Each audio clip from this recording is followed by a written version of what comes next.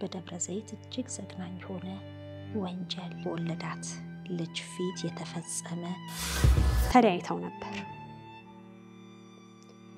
በድጋሚ አብረው እንዲኖሩ የሆናቸው ትልቁ ምክንያት ልጃቸው ናት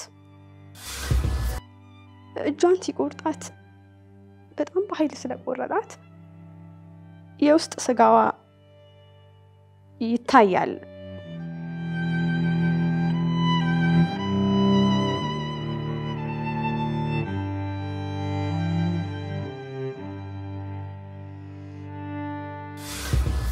ምን ቢሆን ነው ሐዘንሽ ሚቀልልሽ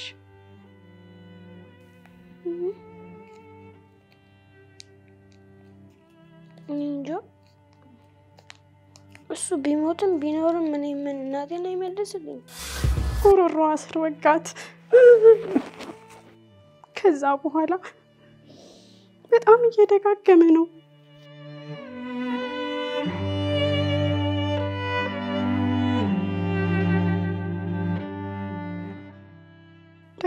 ደጋግሞ ጀርባዋ ላይ ወግቷታል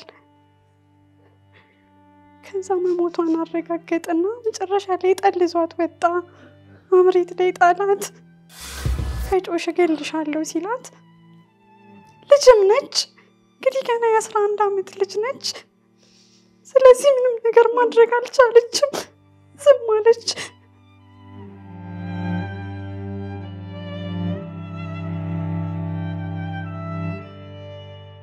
እናቴ ውበቴ ሀገሬ ኩራቴ አንቺን የሚተካ የለም በህይወቴ እኔ እሷ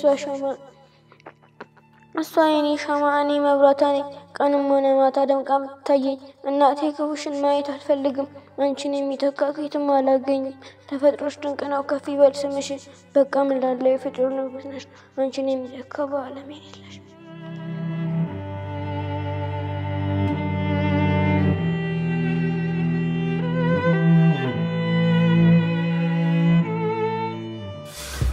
ልጅን ከማጣ የኔ ህይወት ቢጠፋ ይሻላል ብላ በራሷ ህይወት ላይ ፈርዳ ልጇን አዳነች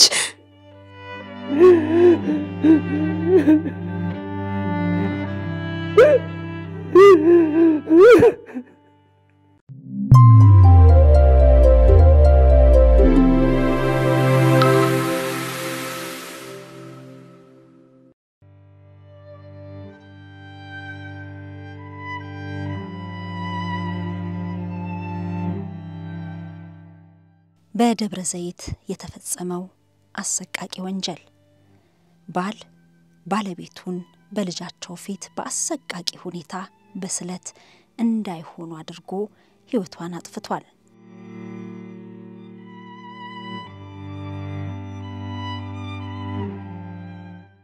ድፍን የደብረ ዘይት ነዋሪዎችን ያስቆጣና በተለይ በደብረ ዘይት በካምፕ ውስጥ የሚኖሩ ወዳጆቿን ጎረቤቶቿን እጅግ ያሳዘነው ተግባር የተፈጸመው የካቲት 30 2017 ዓመተ ምህረት ነው እናትና ልጅ የሰንበት ውሏቸው እጅግ ያማረ ነበር ልጅ ለነገ ትምህርት ቤት ውሏ የሚያስፈልጋትን ደብተር ስታዘጋጅ እናትም ስራ ገቢ ስለሆነች በረፍት ቀኗ ማድረግ ያለባትን ሁሉ ስትከውን ነበር የዋለችው የ11 አመቷ ታዳጊ ልጇ ስለ እናት ግጥም ጽፋ አስነበበቻት የማርች 8 ዝግጅት በትምህርት ቤታቸው ስለነበር ከሴቶች ቀን ጋር ስለ እናቷ አንዳች ነገር ማለት ፈልጋ ነበርና በልጅነት አቅሟ ለእናት ያላትን ፍቅር በግጥም ጽፋ ነበር እናቴ ውበቴ ሀገሬ ኩራቴ አንቺን የሚተካ የለም በህይወቴ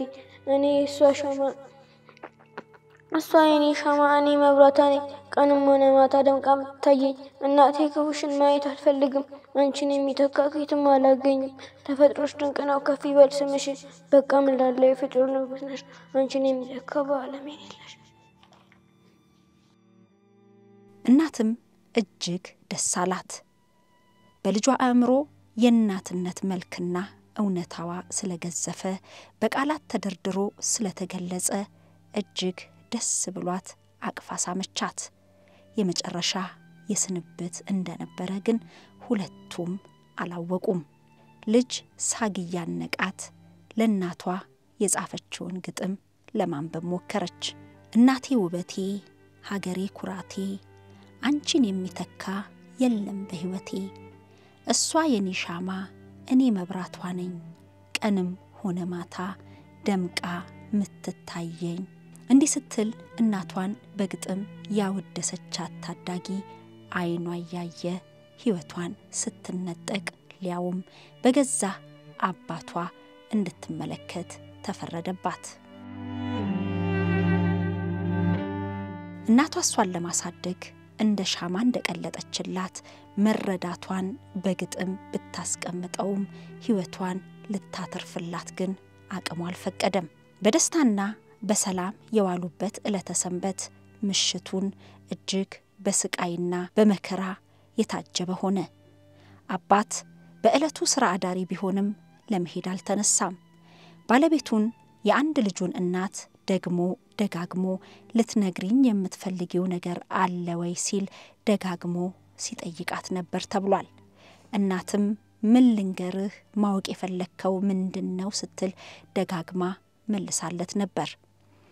ሆኖም ግን ያሰበው ሌላ ነበርና ታዳጊ ልጁን ካጠገቡ አስቀምጦ እናትን ከጮሽ ልጅሽን ነው የምገለው ብሎ አስፈራርቶ እጅግ ዘግናኝ በሆነ ሁኔታ ሕይወቷን ነጠቃት። የሟች እህትና የአጎት ልጅ እንዲሁም ብቸኛ ልጇ በዝግጅት ክፍላችን ተገኝተው የሆነውን እንዲህ ሲሉ አጫውተውናል።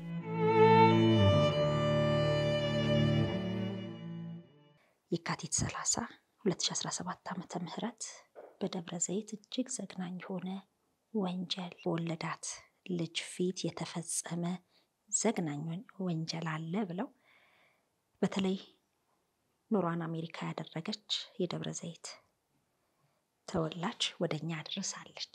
ምንድነው የተፈጠረው? ራሳችሁን አስተዋውቁልንና። እኔ ናርዶስ ግርማ እባላለሁ። የሊዲያ ያጎቷ ልጅ ነኝ። አቶኒ ሶስና ግርማ እባላለሁ። ሶስና ደግሜ ፈጣሪ ያጽናችሁ እላለሁ። ምንድነው የተፈጠረው በሊዲያና በባለቤቷ መካከል? እንግዲህ ያው በፊትም በርግጥ ብዙ አስቸጋሪ ነገሮች ነበሩ በትዳሯ ውስጥ። ግን ሊዲያ እጅግ በጣም ትዕግስተኛ ሴትና በጣም ነገሮችን አስተውላ የምታረግ ሴት ናት። ተረጋግታ ነገሮችን አውጥታ ወርዳ የምትወስን ሴት ስለሆነች ብዙም የነበሩትን ነገሮች አጉልታ አታወራንም ለኛ።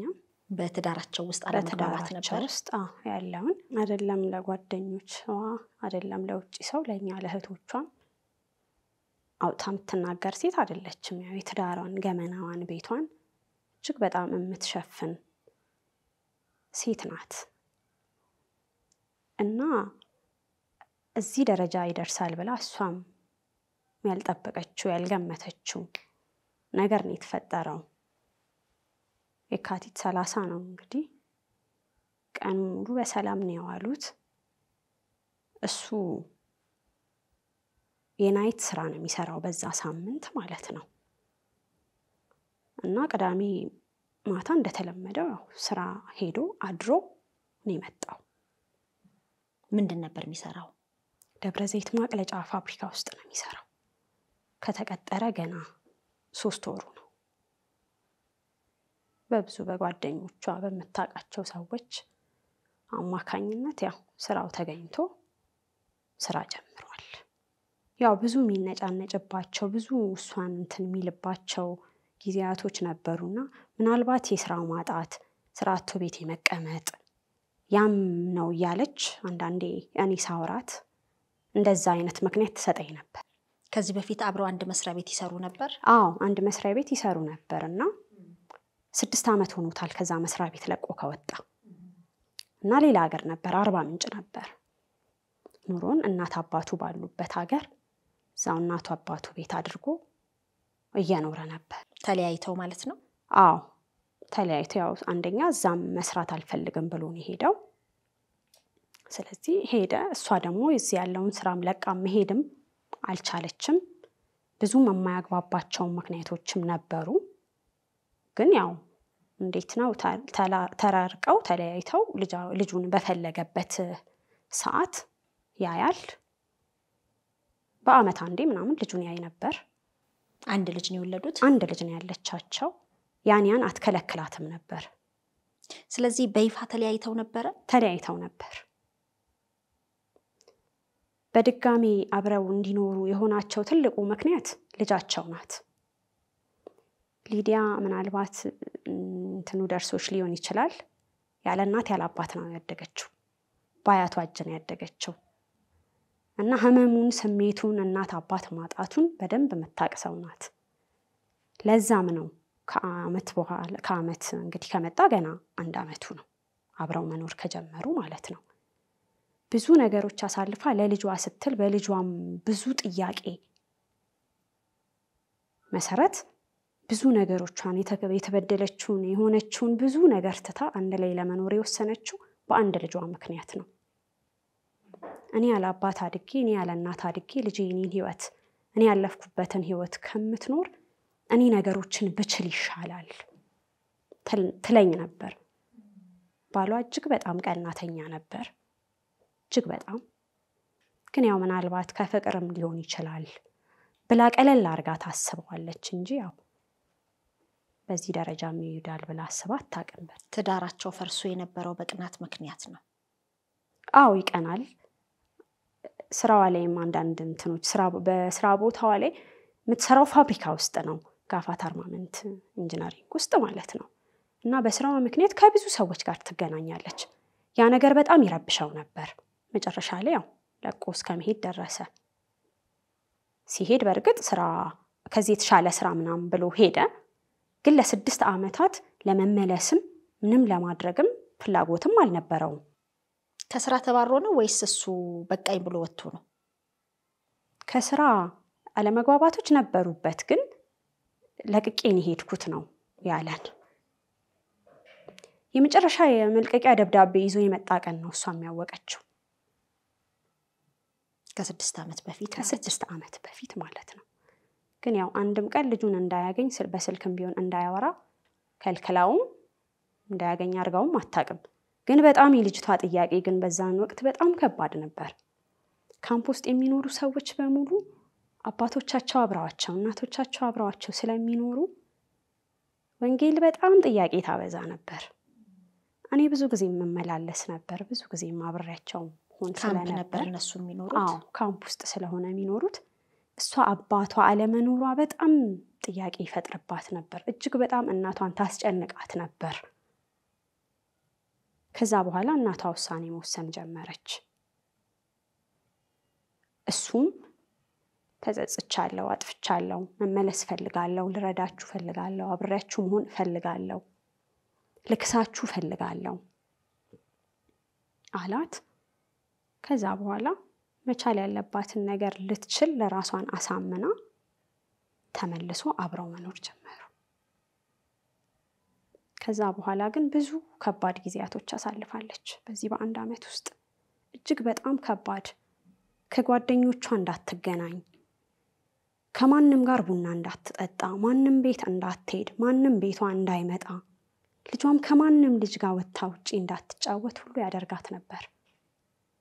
ይሄን ሁሉ ያደረጋት ግን ሰው እንዲሰማኝ አልፈልግም፣ ትዳሬን ብዬ ዝም ብል ይሻላል፣ ለሰው ገመናዬን አውጥቼ አልናገርም በሚል ብዙ ነገር ችላን ይኖረችው ህይወቷ እስከሚያልፍበት ቀን ድረስ ማለት ነው።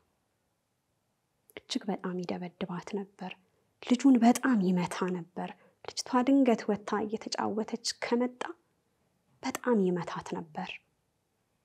ከማንም ጋር ከአንድም ከሰፈር ልጅ ጋር እንድትገናኝ አይፈልግም። እና ሊዲያንም አብረው ከሰሩ እንግዲህ 17 አመት አብራ ከሰራቻቸው ጓደኞቿ ጋር ቁጭ ብላ ቡና እንዳትጠጣ፣ ማንም ቤት እንዳትገባ፣ ማንም ቤቷ እንዳይመጣ እኔ ያደረጋት። ከዛ በኋላ ይሄ አደጋ ተፈጠረ። ምን አይነት አደጋ ነው? እሷን ህይወቷን ያሳጣት አደጋ? እንግዲህ ቀኑ የካቲት 30 ነበር። እሁድ ዕለት እንደተለመደው ቀኗን ሰኞ ስራ ስለምትገባ ልጇም ተማሪ ስለነበረች እንደተለመደው የቀን ውሎዋን ውላ በሰላም ውላ ነበር። እሱ ስራ ይሄድ ነበር። ያን ቀን ማታ መሄድ ነበረበት፣ ግን አልሄደም። ለምን እንዳልሄደም አልጠየቀችውም።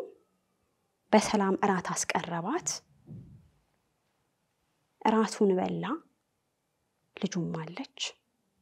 ቁጭ ባሉበት ጥያቄ ጠየቃት። የጠየቃትም ጥያቄ ምትነግሪኝ ነገር አለሽ ወይ ብሎ ጠየቃት። ጥያቄውም ስላልገባት ምን ልንገርክ ብላ መለሰችለት። ከዛ በኋላ በጣም በኃይል መጮህ ጀመረ። ደጋግሞ ንገሪኝ ንገሪኝ ንገሪኝ ምትነግሪኝ ነገር አለ ይላት ነበርና ትማግጪብኛለሽ እያለ ጮህባት ነበር። ከዛ በኋላ ወደ መኝታ ክፍል ሲገባ ተከትላው ገባች። ቤታቸው በጣም ጠባብ ስለሆነ የካምፕ ቤት የታወቀ ነው። ጩቤ ይዞ ሲወጣ ወደ ኋላዋ አፈገፍ ወደ ኋላ መሄድ ጀመረችና ስትሄድ የሶፋው ጠርዝ መታትና ወደ ኋላዋ ስለነበር ስትሄድ ደረሰችበትና ኋላ ስትል ወደቀች። ስትወድቅ እዛው እንዳለች አንዴ በቦክስ ሲመታት ወደ መሬት ወደቀችለት።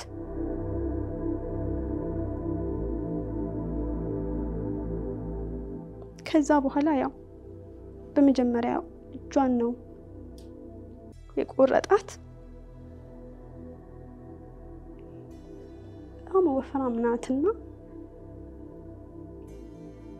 እጇን ሲቆርጣት በጣም በኃይል ስለቆረጣት የውስጥ ስጋዋ ይታያል።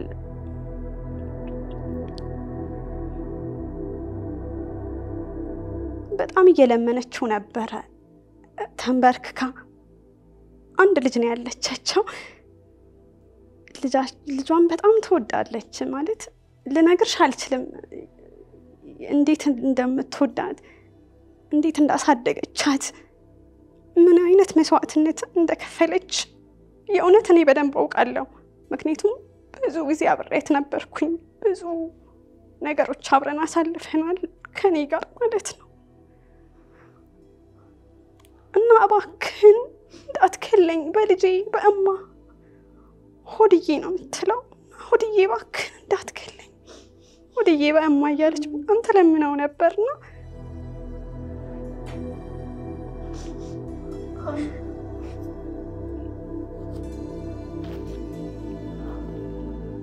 ያንን ልመና እንኳን በአንድ ልጁ እየለመነችው እንኳን ሊሰማት ፈቃደኛ አልነበረም።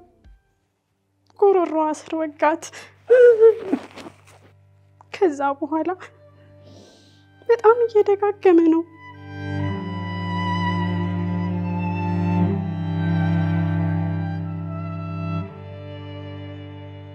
በጥርጣሬ ነበረው። አልጮኸችም። እንግዲህ የካምፕ አኗኗር እርስ በርስ የተያያዙ ቤቶች ናቸው አይደለ? በአጋጣሚ ያን ቀን የምን እንደሆነ እርግጠኛ ባልሆንም ኳስ ነበር። ዲኤስቲቪ ላይ አብዛኛው ያሉት ሰፈር ውስጥ ያሉ ወንዶች ማለት የጎረቤቶቹ አባሎች ኳስ ሄደዋል። ዲኤስቲቪ ኳስ ሊያዩ እና ወጥቶ እሱን ቼክ አድርጎ ነበር። ማንም ሰፈር ውስጥ እንዳሌለ ቼክ አድርጓልና የብረት በር ነው በሩ። ዘግቶት ቆልፎት ነበር። መስኮት ዘጋግቶ ነበር። ልጃቸው የት ነበረች? ቁጭ ብላለች። መጀመሪያ ያስፈራራት ብትጮይ ልጅሽን ገላታለሁ ነበር ያላት። አማራጭ ስላልነበራት መጮህ አልቻለች። ልጁን ደግሞ ከጮሽ እንደ እናትሽ ገልሻለሁ አላት። ምንም ማድረግ አልቻለችም። መጮህም አልቻለችም። ምንም ሊደርስላትም አልቻለም። መጨረሻ ላይ ግን ጉሮሮዋን ሲወጋት አንዴ ጮሃ ነበርና ያንን ጮኸቷን ሰዎች ሰሙ። እኩል እናትና ልጅ አንዴ ጮሁን። ከዛ ጀርባዋን ደጋግሞ ጀርባዋ ላይ ወግቷታል። ከዛ መሞቷን አረጋገጠና መጨረሻ ላይ ጠልዟት ወጣ። አምሬት ላይ ጣላት። እዛ ጎረቤት ያሉ ሰዎች እንግዲህ የውጭ በር ከፍተው ታግለው ምን ብለው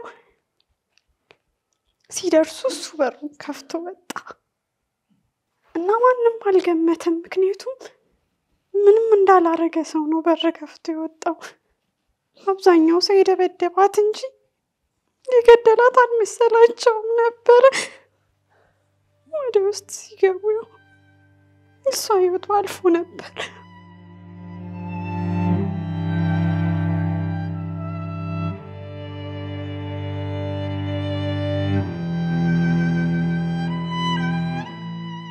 ከዛ እሱ በሩን ከፍቶ ሲወጣ ወንጌል በጣም ጮኸች። እባካችሁ እናቴን አድኑልኝ፣ እባካችሁ እናቴን አድኑልኝ ብላ ብዙ ሰው ጠራች። ካምፕ ስለነበር ቶሎ ብለው ሰዎች ተሯሩጠው ያዩ ሰዎች ስልክ ተደዋወሉ። ኬላ ስለሆነ ያው ከኬላ ላይ ወታደሮች ስለነበሩ በፓትሮል ደረሱበትና ተያዘ። በጭራሽ ቤት ውስጥ እያለች ነው የሞተችው። ጓደኞቿ ከፍተው ሲገቡ የእሷ ህይወት አልፎ ነበር። ህይወቷ ማለፉን ሲያረጋግጥ ነው በሩን የከፈተው። እስከዛ ሰዓት በሩን አልከፈተም ነበር። የተወጋችው ጉሮሮዋ ላይ ስለነበር ብዙም አልቆየች። ቁጭ ብላ እያየችው ነበር ወንጌል። ምክንያቱም በጣም ትፈራዋለች። ብዙ ጊዜ ደጋግሞ ስለሚደበድባት በጣም ትፈራው ነበር። እጅግ በጣም ትፈራዋለች እና ከጮሽ እገልሻለሁ ሲላት ልጅም ነች እንግዲህ ገና የ11 ዓመት ልጅ ነች። ስለዚህ ምንም ነገር ማድረግ አልቻለችም። ዝም አለች።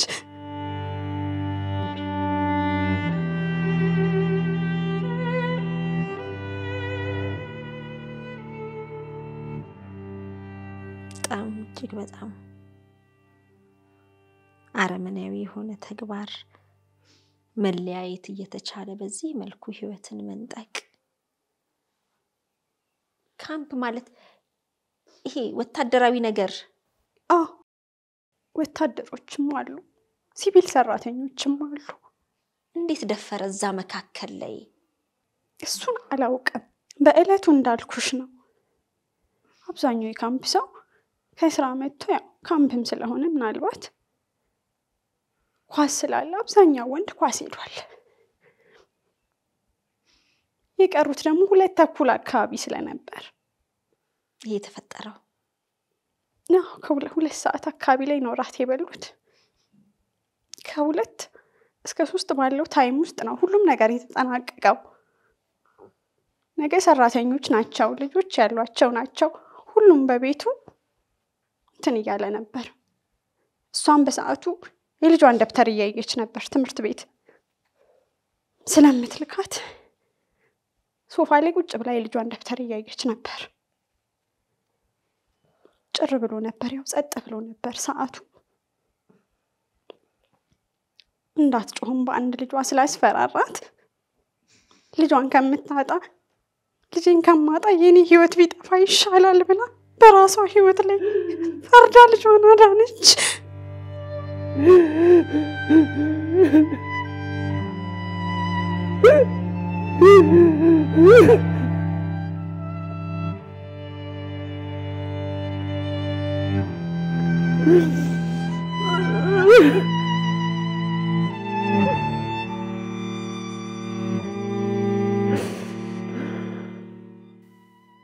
የተበላሸ ግንኙነት ከነበረ እናንተ እንደ እህት እንደ ወዳጅ ይቅርብሽ የሚለው ነገር አልነበረም? በእርግጥ ይሄ ይመጣል ተብሎ አይታሰብም። ይቅርብሽ ሳይሆን ያው እኔ ታናሿ ነኝ፣ ብዙም የትዳር እውቀቱም የለኝም። ይቅርብሽ ብያት አላውቅም። እሷም ማሳለፋ ባሏን የምታማ ሴትም አልነበረችም። በጣም ገበናዋን የምትሸፍን ሴት ነበረች። ለማንም ምንም ነገር አትናገርም ነበር። ግን ተመልሶ ሲመጣ ከኔ ጋር አንዳንድ ነገሮች አውርተን ነበር። ግን እኔ ልጄን ያለ አባት ማሳደግ አልፈልግም። የአባት ፍቅር ሳታገኝ ስላደገች ልጄ እንደኔ ሆና እንድታድግብኝ አልፈልግም። ጉዳቱንም ምኑንም እኔ ብችለው ይሻላል አለችኝ። ሶስና ወደ አንቺ ልምጣ። የት ነበርሽ አንቺ አንድ አካባቢ ነው የምትኖሩት? እንዴት ነው? አይደለም እኔ ሰው እዚህ ቱሊዲምቱ ነው የምኖረው። ታናሽ ነሽ? ታላቅ? ታላቅ ነኝ። ታላቋ ነሽ? ታወራሽ ነበር ስለ ትዳሯ፣ ስለ ባለቤቷ? አይ እንደዚህ አሳልፋ አትሰጠኝም፣ አትሰጠም፣ አትናገርም። በቃ ሁሉ ነገር በሆዷ ነው። ፍርድ ቤት ቀረበ? አዎ። ምን ብሎ ቃሉን ሰጠ? ይኸው እንዳደረገ እንደገደላት ተናገረ። እንግዲህ አሁን ይሄ ከሆነ ገና 17ኛ ቀኑ ነው አይደለ? እንዴት ነው ልጇስ ያንን ሁሉ ነገር አይታ በምን አይነት ሁኔታ ውስጥ ነው ያለችው? ናት፣ እግዚአብሔር ይመስገን ደህና ናት። በጸበል ምን እያደረገ ደህና ናት፣ ምንም አትልም። ፍርድ ቤት ቃሏን እንደሰጠች ሰምቼ ነበር። አዎ ሰጥታለች። እንዴት ነበር ያለው መጽናናቷ? መጽናናቷ ረዥም ጊዜ ከእናቷ ጋር ነው የኖረችው። 11 ዓመት ማለት ትችያለሽ። በቃ ምናልባት እሱ ከመጣ 1 ዓመት ነው ብዬሻለሁ። በልጅነቷ ነው ትቷት ሄደው። ብዙ ጊዜዋን ከእናቷ ጋር ነው እና ከእናቷ ጋር እንደ ጓደኛ ናት። ብዙ ነገር ያወራሉ። ጓደኛዋ ናት፣ ብዙ ነገሯ ናት እናቷ። እናቷን ማጣቷ ከባድ ነበር፣ እጅግ በጣም ከባድ ነበር። በዛ በሚዘገንን ሁኔታ ፊት ለፊቷ ያየችውን ነገር ለመቀበል ያው ትንሽ ከብዷት ነበር። እናትሽ ሞታለች ብለን ለማስረዳትም ለኛም በጣም ከባድ ነበር። እንደዛ ሆና አይታ መሞቷንም አላመነችም። አዎ ያው ሆስፒታል ስለተወሰደች ተስፋ አድርጋ ነበር እና ልትቀበል ትንሽ አስቸግራ ነበር። ለኛም ጨንቆን ነበር፣ ከብዶን ነበር። ግን መጨረሻ ላይ ምንም ማድረግ ስላልተቻለ መሞቷን ነገርናት። ያው ቀበረቻት። ቀብራት ስትመለስ ምናልባት ትንሽ ተጽናናች እና በውስጧ ያዘችው፣ ልክ እንደ እናቷ ማለት ነው። ሐዘኗን ዋጥ አድርጋ ያዘችው። ትንሽ ልጅ ነች፣ ግን በጣም ታስደነግጣለች። ችለዋለች በውስጧ በጣም ማለት ነው። እና ያው ያን ቀን ፍርድ ቤት ቃሏን ያየችውን እያንዳንዳ ነገር ምንም ነገር ሳትቀንስ ምንም ሳትጨምር ያለ ምንም ፍርሃት ያየችውን እያንዳንዱን ነገር ተናገረች። እና እግዚአብሔር ይመስገን ብዙም እያስቸገረችን አይደለም። ግን እንዴት ቻለችው? ማለት አሁን እቺ ታዳጊ የስነ ልቦና ድጋፍም ያስፈልጋታል። ወላጅ እናቷን ወላጅ አባቷ በዛ መልኩ አለ ርህራሄ ህይወቷን ሲነጥቃት ማየት የሚያመጣው ትልቅ ጉዳት እንዳለ አስባለሁ። እንደው ምናልባት በዚህ አጋጣሚ የስነ ልቦና ድጋፍም የምታገኝበት መንገድ ቢኖር፣ ትልቁ ነገር ደግሞ ፍትህ ነው። እንግዲህ እኛ ምን ተፈጠረ ብለን ይሄን ጉዳይ እንግዲህ እሷ በሞተች ሰሞን ሌላ ትልቅ መነጋገሪያ የነበረም ጉዳይ ነበረ በሚያሳዝን ሁኔታና የሊዲያ አሟሟት እጅግ በጣም አረመኔያዊ በሆነ መልኩ የተፈጸመ የጭካኔ ተግባር ነው። ሰው በሰው ላይ በዚህ ደረጃ እንዴት ይጨክናል የሚያሰኝ ነው። እና እንደው የልጇንም ጉዳይ የስነ ልቦናም ድጋፍ እንድታገኝ ነው። ግን እንደው በአጠቃላይ ለሚከታተለን ሰው ምን ማስተላለፍ ነው የምትፈልጉት? ማስተላለፍ የምፈልገው ትልቁ ነገርና የመጀመሪያው ነገር ህፃኗ ሕክምና ያስፈልጋታል። ከምነግርሽ በላይ ሕክምና ያስፈልጋታል። ይዛዋለች፣ ሐዘኗን በውስጡ ይዛዋለች። ለማንም እያወራች አይደለም። ወጣ ጸጥ ብላለች። ምንም የሐዘን ፊት አታሳይም። ሁሉን ነገር በውስጡ ይዛዋለች። ያ ደግሞ እጅግ በጣም ከባድ ነው። እንደ ልጅ እየተጫወተች ነው። አዎ እየተጫወተች ነው። እሱ ለኛ በጣም ያስፈራናል። ምክንያቱም በውስጧ ነው ሁሉም ነገር እየያዘች ያለችው። እሱ ነገር በጣም ከባድ ነው። ሁለተኛው ፍትህ እንፈልጋለን። በጣም ፍትህ እንፈልጋለን። እህታችን በዛ መንገድ ነው የተገደለችብን። እጅግ በጣም በሚያሳቅቅ ሁኔታ ነው የተገደለችብን። ፍትህ እንፈልጋለን።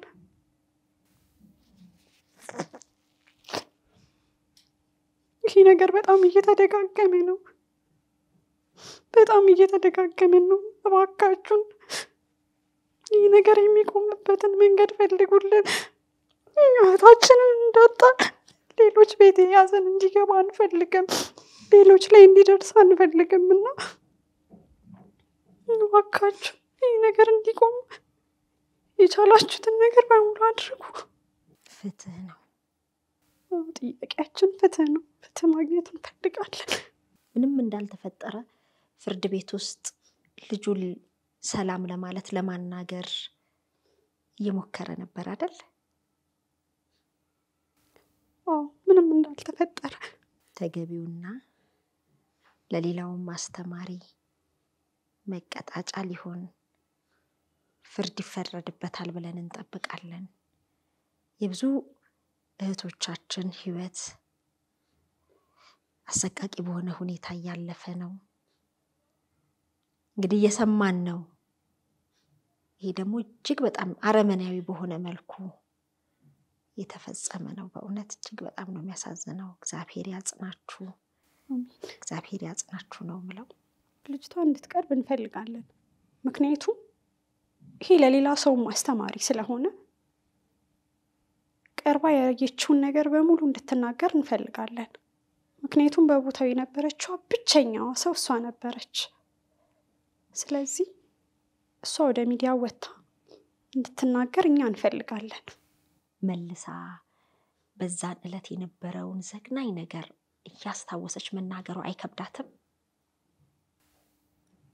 እንግዲህ ፍርድ ቤት ስናያት ምንም የከበዳት ነገር አልነበረም። ለዛም ነው እኛም ሚዲያው ላይ እንድትቀርብ ፍላጎቱ እንትን ያለን። እጅግ በጣም ጠንካራ ስለሆነች የደረሰባትን ጉዳት እንድትናገር የፈለግነው ለዛ ነው። ህዝቡን ማይቶ እንዲፈርደን ስለምንፈልግ ማለት ነው። ስለዚህ ስለመጣች ወደዚህ እናስገባት። ሶስናስ ምን ትያለሽ? አሁን የት ነው ያለችው? እሷ ከማን ጋር ነው እየኖረች ያለችው? ወደ አንቺ ጋር መጣች? ትምህርት ቤት ቀየረች? እንዴት ነሽ? ደህና። ስምሽን? ወንጌል አንተነህ። ወንጌል። ከእድሜሽ በላይ ከባድ የሆነ ሁኔታ እንዳየሽ እንዳሳለፍሽ ሰምቻለሁ። አይዞሽ፣ ፈጣሪ ያጽናሽ። አሜን። ፍትህ ይኖራል። እሺ። ግጥም ጽፈሽ ነበር? እስቲ አንብቢልኝ።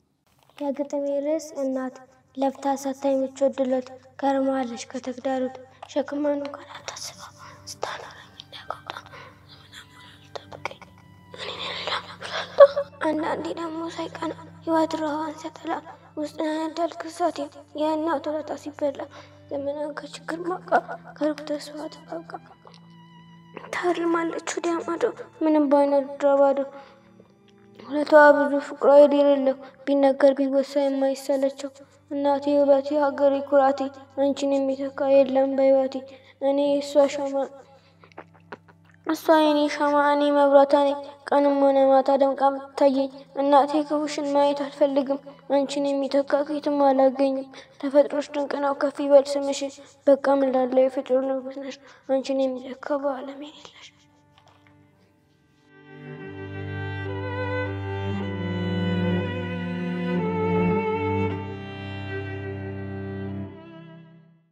መቼ ነው የጻፍሽው? እዛን የሞተች ቀን እንዴት የሐሳቡ መጣልሽ? አይ ሳይወጋት በፊት የጻፍነው። ስትጽፊ አንብበሽላታል? ታውቋለች? ይሄንን ስታነቢላት ደስ አላት? እቅፍ አደረገችሽ?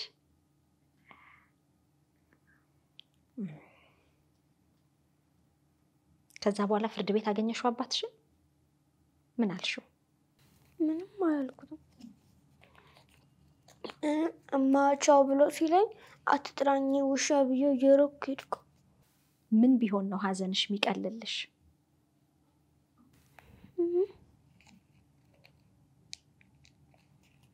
እንጃ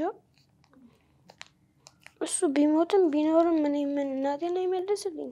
እናትሽ ምን እንድትሆኝ ነበር የምትፈልገው? አሁን እሷን ደስ የሚላት አንቺ ጥሩ ልጅ ሆነሽ አድገሽ ትልቅ ደረጃ ብትደርሺ ደስ ይላታል አይደል? አሁን እሷ በህይወት ባትኖርም እናትሽን ማስደሰት ነው አይደል የምትፈልጊው? ደስ የሚላት ነገር ብትኖር ደስ የሚላት ምንድን ነው እያልሽ ነው አይደል? ምን እንድትሆኝላት ነበር የምትፈልገው? ዶክተር ትልሽ ነበር። ስለዚህ ተምረሽ ዶክተር መሆን ነው የምትፈልጊው። ትሆኛለሽ። እሺ በርቻ፣ አይዞሽ። ግጥሙን እናንተ መቼ ነው ያያችሁት? እሷ ካረፈች በኋላ ያው እንዳያችኋት ነው። በጣም ስነ ልቦናዋ ተጎድቷል። ከእድሜዋ በላይ የሆነ ነገር ተሸክማ ነው ያለችው። እንኳን ለእሷ ለ11 ዓመት ልጅ ለእኛ ለትልልቆቹም በጣም የሚከብደን ነገር ነው ይዛ ያለችውና የስነ ልቦና ድጋፍ ቢደረግላት እላለሁ። የበለጠ ግን ለዚች ለ11 ዓመት ልጅ ፍትህ፣ ሁሉም የኢትዮጵያ ሕዝብ ፍትህ እንዲጠይቅልን እንፈልጋለን። ፍትህ እንዲሰጠን